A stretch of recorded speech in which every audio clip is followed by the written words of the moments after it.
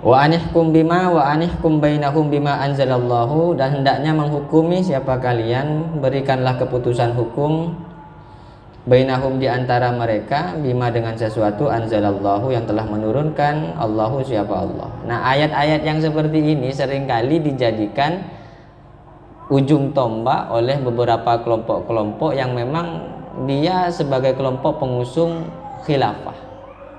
Jadi orang-orang kelompok-kelompok terdahulu itu, katakanlah ex dari kelompok-kelompok Khawarij, mereka yang lisannya kalimatu haqqin tapi uridu bihal batil. Kalimatnya betul Allahu Akbar tapi membunuh orang. Kalimatnya benar Allahu Akbar tapi membakar rumah orang.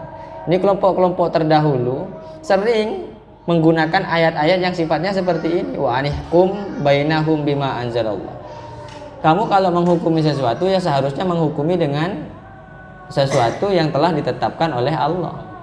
Dalam ayat yang lain dia sering mengutip malam yahkum bima anzalallahu faulaika humul kafirun, sampai ada 3. Malam yahkum bima anzalallahu faulaika humul kafirun, faulaika humul munafikun, faulaika humul musyrikun. Ini sampai ada 3. Ini seringkali diungkapkan oleh mereka, barang siapa yang memutuskan sebuah hukum dengan hukum yang tidak sesuai dengan ketetapan Allah, maka dia munafik, maka dia kafir, maka dia musyrik. Karena dia munafik, karena dia musyrik, karena dia kafir, maka hukumnya wajib untuk diperangi, halal darahnya. Nah, ini ex kelompok-kelompok terdahulu.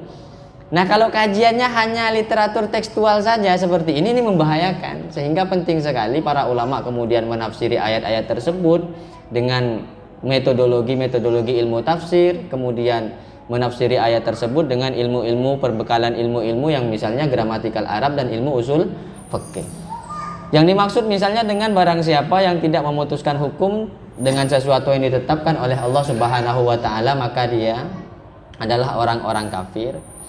Nah, ini menjadi problem ketika diarahkan kepada urusan yang sifatnya kenegaraan yang dimiliki oleh Indonesia ini. Misalnya Indonesia memutuskan hukum bagi orang yang mencuri tidak dengan potong tangan, tapi dengan penjara. Indonesia memutuskan hukum bagi orang yang membunuh tidak juga dengan kisos, tapi juga dengan penjara. Tentunya mereka merongrong negara kita dengan sebutan-sebutan togut. Ya, dengan alasan ini kafir, musyrik, munafik, negara Indonesia togut, halal darahnya. Kenapa? Karena dia menetapkan sebuah hukum yang tidak sesuai dengan ketetapan Allah Subhanahu wa taala. Nah, ini kelirunya apa? Dia hanya memahami sekedar teks saja. Kalau ibarat makanan, dia hanya makan kulitnya saja. Ibarat misalnya tahu ini, kan tahu kan ada isinya. Dia hanya makan tahunya saja tapi tidak mengetahui isinya.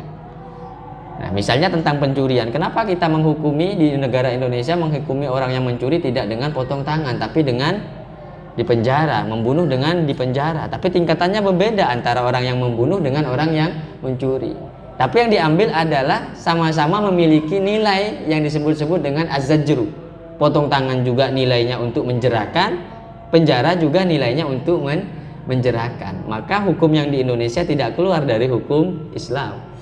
Hukum di Indonesia tidak keluar dari hukum Islam. Tetap dikategorikan menghukumi dengan hukum yang telah ditetapkan oleh Allah.